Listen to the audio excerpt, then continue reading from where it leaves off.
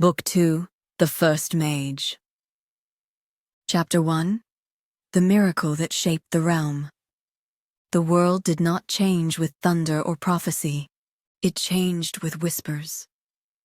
With a single child, sniffling, wiping her tears, standing upon legs that should have taken months to heal, not seconds. With gasps of shock, with murmurs of prayers, with people stepping back, clutching their chests, struggling to comprehend what they had just witnessed. Aldrich did not speak at first. Millie looked up at him, eyes wide, voice cracking as she breathed out. Thank you. And with that single sentence, the stories began. The first whispers of magic. No one knew what to call it. Some claimed divine intervention, a miracle bestowed upon the village, something far beyond mortal understanding. Others spoke of old legends, of forgotten knowledge, of powers rumored but never truly seen. And in the taverns, in the fields, in the halls of rulers far beyond Shale's borders, the name of a wise man who could heal wounds with nothing but his hands spread like wildfire. The first mage, the scholar of the fields, the one who commands essence. And Aldrich? He did not seek fame, did not try to convince them otherwise, did not declare his magic openly. He simply returned to his store, continued to teach, continued to write, continued to exist as he always had.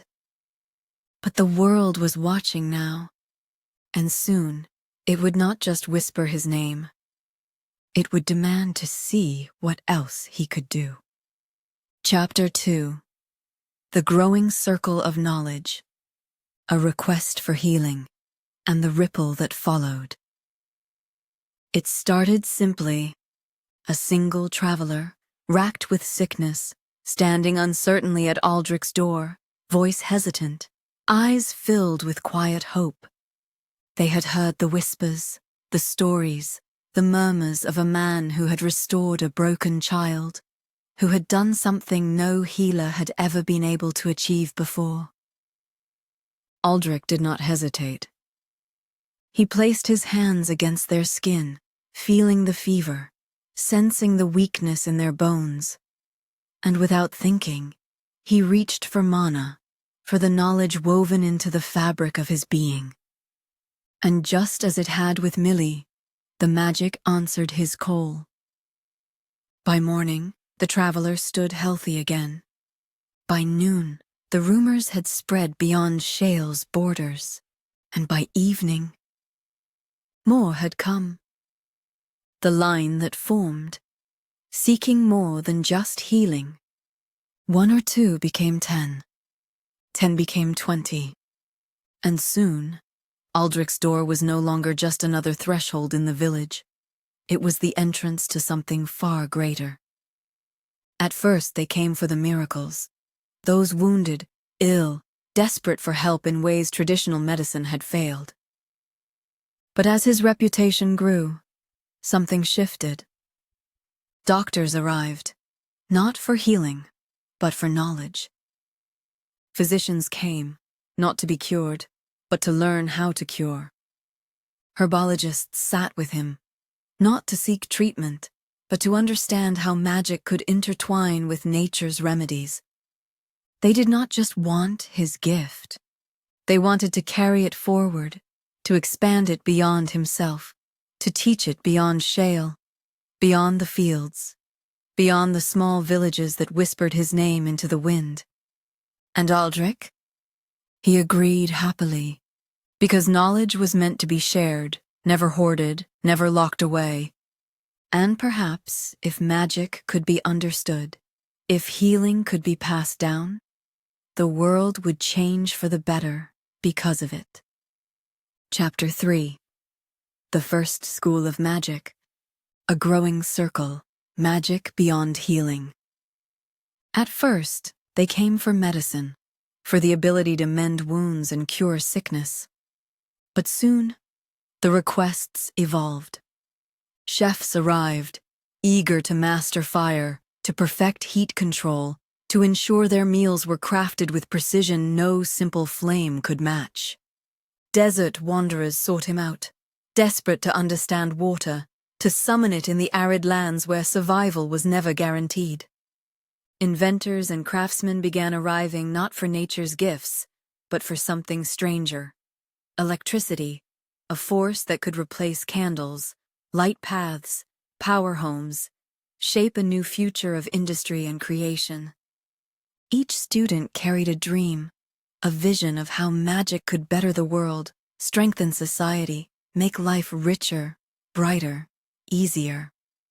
And Aldrich? He embraced them all. Not just healers, but artists, engineers, builders, creators, all seeking something beyond what their hands alone could craft. The first school, a place for magic to thrive. The cottage was no longer enough, the shop too small, the village unable to contain the breadth of lessons Aldrich now taught. So he built something greater. A true school, a place where knowledge could be taught properly, where magic could be studied without limitations, where people could walk through its halls and truly begin shaping their gifts into something remarkable. Each room served a purpose. The Hall of Flames, where chefs, metallurgists, and artisans learned to command fire beyond simple torches. The Chamber of Flow, where travelers, navigators, and architects mastered the shaping of water. The Vault of Sparks, where inventors experimented with electricity, testing how mana could create light, power, energy. The Garden of Growth, where healers continued their studies, combining magic with medicinal knowledge to push the limits of human health. It was not just a place to practice spells. It was a place where magic became science, where understanding deepened, where curiosity flourished.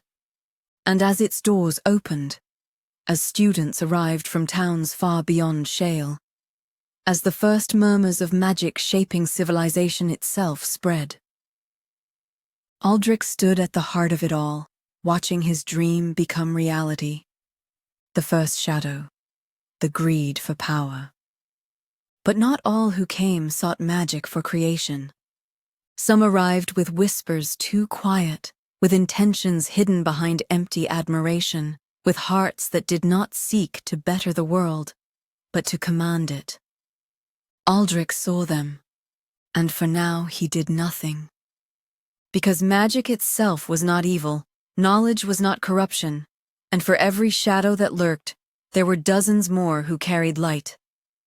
And so, he continued to teach, continued to expand, continued to ensure that his school would remain a beacon of learning, no matter what future it would face. Chapter 4. The Awakening of Magic. Beyond simple spells, the birth of magical innovation.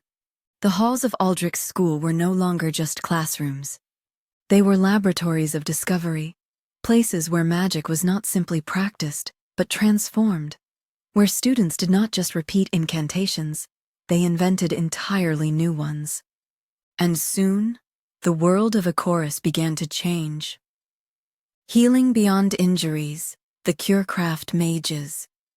The healers expanded their knowledge beyond wounds, stepping into territories once untouched by magic.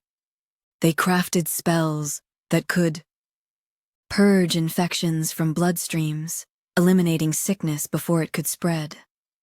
Restore lung function, clearing disease from breath itself. Bolster immune systems, making people stronger against future ailments rather than just healing them after they fell ill. Medicine no longer relied solely on herbs and treatments.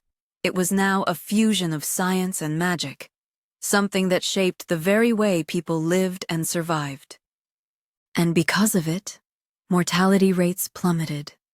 Villages once plagued by sickness thrived, and Aldrich's school became a sanctuary for those seeking health beyond mortal means. water mages, shaping the essence of liquid. Water was no longer just for nourishment.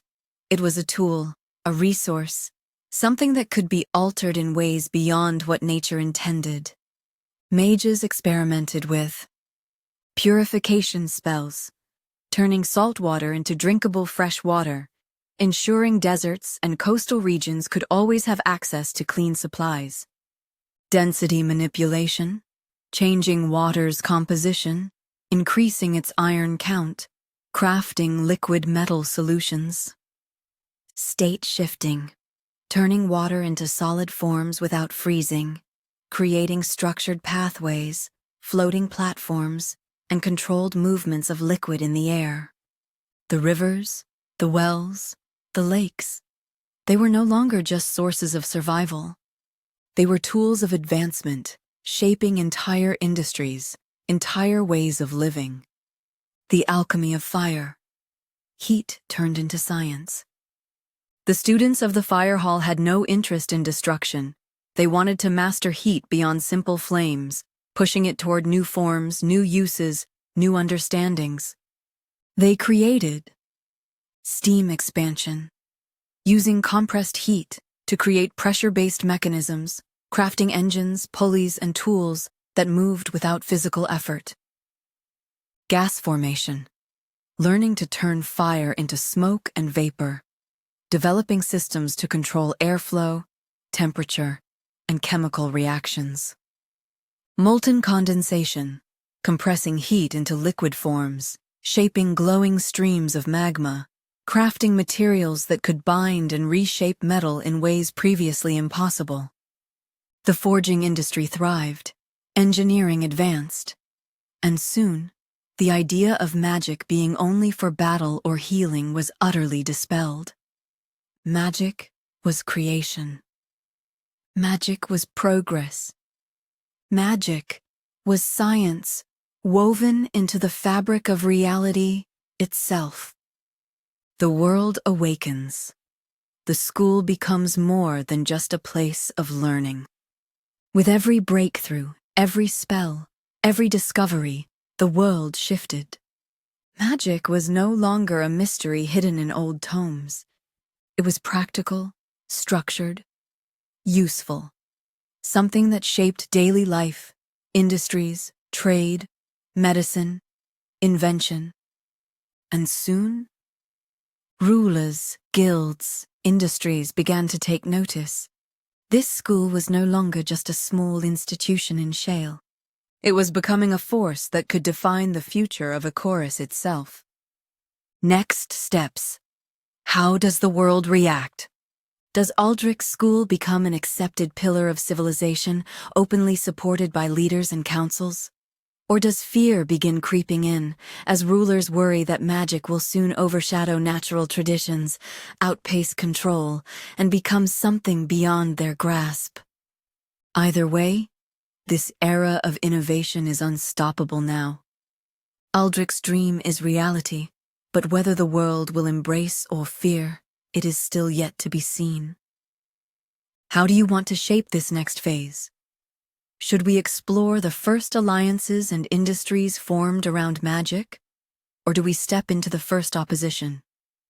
Those who fear that magic will change the world too quickly. Either way, the future is waiting. Chapter 5.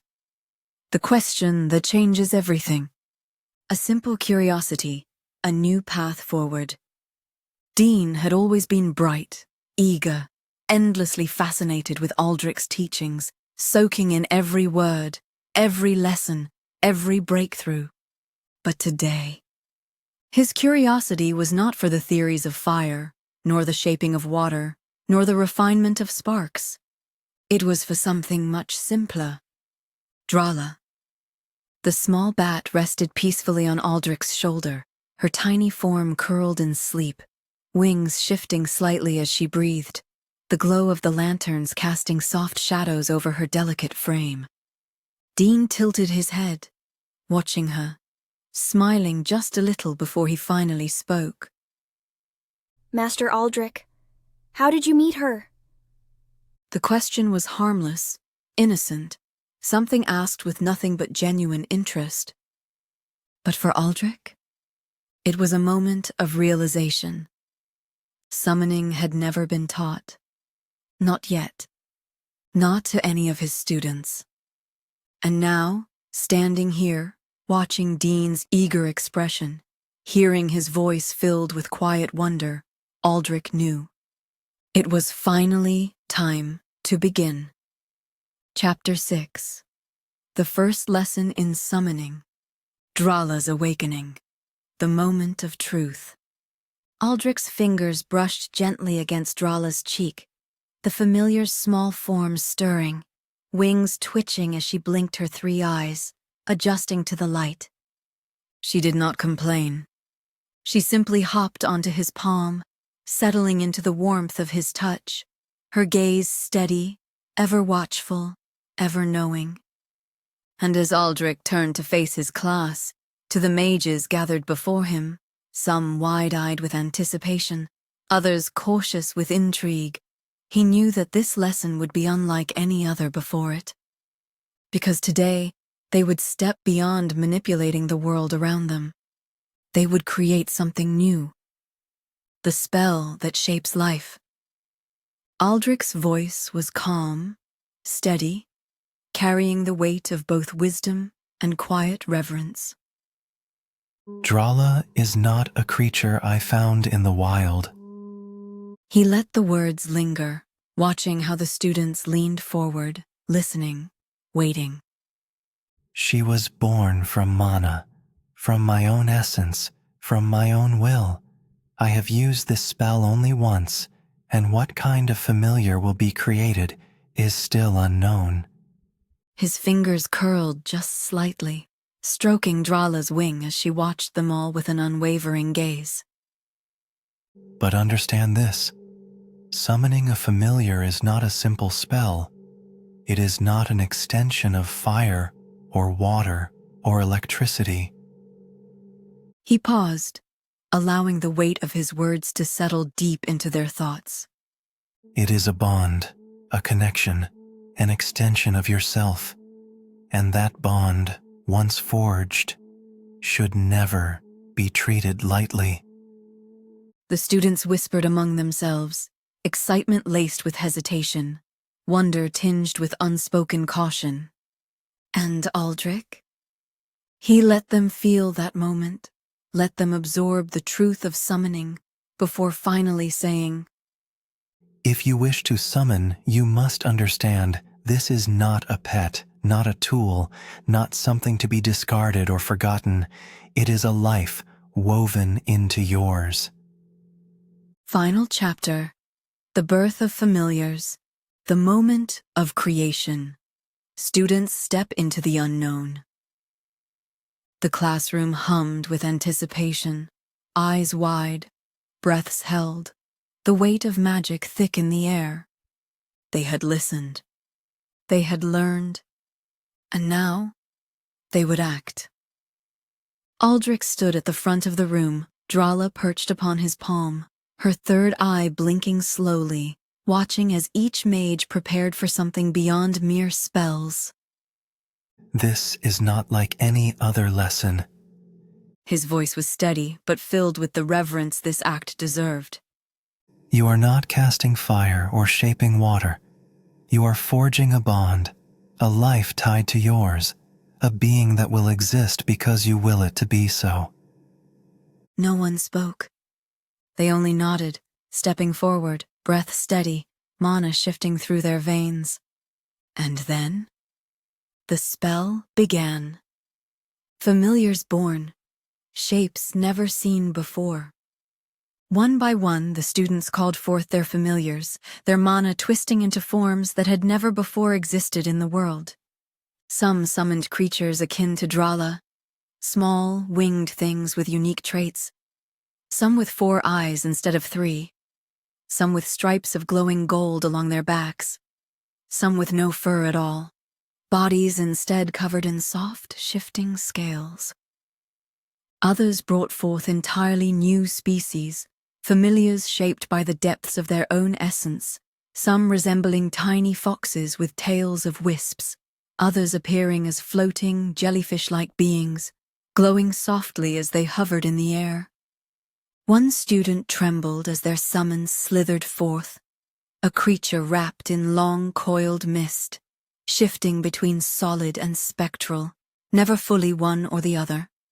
Each familiar was unique, not simply a copy of Drala, not something predetermined by magic itself, but shaped by the mage who called them forth. And as the creatures blinked, stretched, settled into their new reality, their bond solidified, tethered to their creators just as Drala was to Aldrich. Aldrich watches. Magic has forever changed. As the last familiar formed, as the students gasped, laughed, and marveled at the beings now woven into their lives, Aldrich felt the shift. This was no longer just theory.